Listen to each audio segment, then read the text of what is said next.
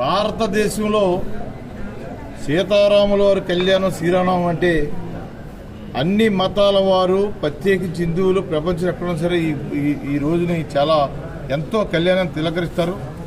ప్రత్యేకించి మన భారతదేశంలో హరిజనవాడల్లో మీరు పూర్వతం నుంచి చూసుకోండి, ప్రతి హరిజనవాడలో కూడా ఎక్కువగా హిందువులు పూజించేవారు గుంతమ్మ పండుగ కానీ నందమ్మ పండుగ కానీ ఎన్ని చేస్తారు. వాళ్ళు కంపల్సరీ అక్కడ రామాలయం ఉంటుంది.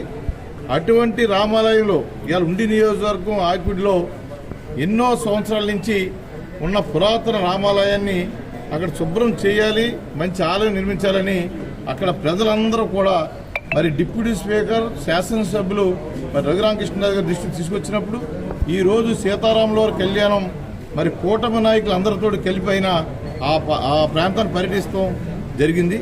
అటువంటి సందర్భంలో మరి ఆ రాముల వారికి దండ కూడా ఇవ్వకుండా జై భీమ్ అని దళితుల ముసుగులో, దళితులు అంటే మా హిందువులు, వాళ్ళ ముసుగులో కొంతమంది క్రైస్తవులు, అంటే క్రైస్తవులు కూడా హిందువులు మరి గౌరవించే వాళ్ళు ఉన్నారు.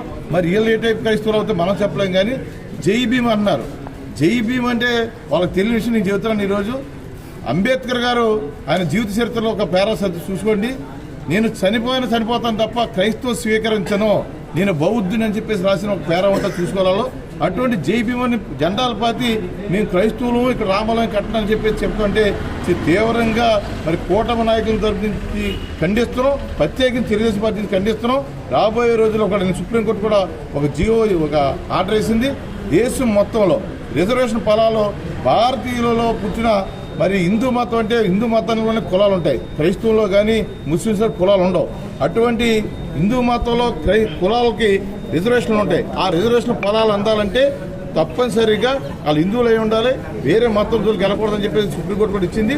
ఆ రకంగా దేశం మొత్తం మీద, రాష్ట్రం మొత్తం మీద కూడా అటు నరేంద్ర మోడీ గారు, అలాగే హోంశాఖ మంత్రి అమిత్ షా గారు వాళ్ళు కూడా చర్యలు తీసుకోవాలి.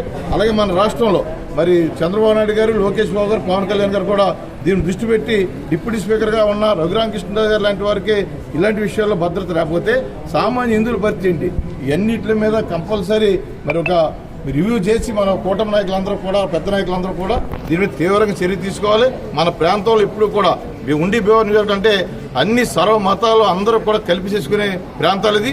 ఇటువంటి ప్రాంతాల్లో ఆకివీడులో ఈరోజు జరిగిన దానికి తీవ్రంగా ఖండిస్తున్నాం. దీన్ని పూర్తిగా చర్చవారం జరగాలి. ఆ ఏరియా అంతా కూడా ఇది ప్రీప్లాన్ గా జరిగింది. దీన్ని ఎవరి వైపు అనేది దీన్ని ఎవరిని అన్న కానీ తప్పనిసరిగా పోలీస్ శాఖ వారు దీని మీద తీవ్రమైన చర్య తీసుకుని రాబోయే రోజులు ఎట్లా పరిస్థితి రాకుండా ఉండాలని చెప్పి కోరుకుంటూ మరొక్కసారి మరి దెబ్బతైన సానుభూతి చేస్తాం, త్వరగా కోలుకోవాలని కోరుకుంటున్నాం. తెలుగుదేశం పార్టీ తరఫు నుంచి అలాగే కూటమి నాయకుల నుంచి కూడా ఈ చర్యను పూర్తిగా ఖండిస్తామని చెప్పి తెలియజేస్తున్నాం.